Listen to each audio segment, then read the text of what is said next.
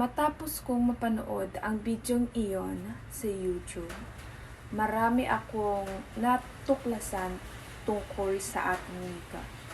Ang ating wika ay isang mahalagang parte ng pagiging Pilipino natin at pagiging Pinoy, at ang wika ang nagdudugtong sa atin para makausap ang iba't ibang uri ng Pinoy.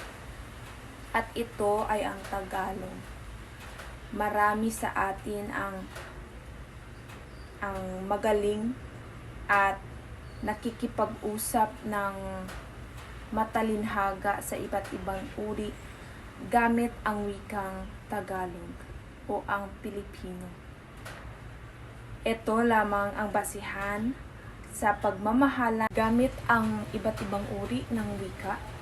Natuto tayong makipag-usap ng maayos sa iba't ibang uri ng Pinoy.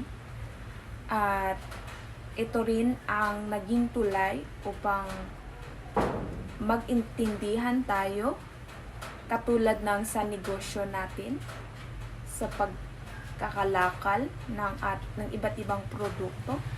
Ito ang ginamit natin upang mag-intindihan tayo. Pwede natin itong ibahagi sa iba at sabihin na ito ay isang napaka-importanting layunin, na ang pagiging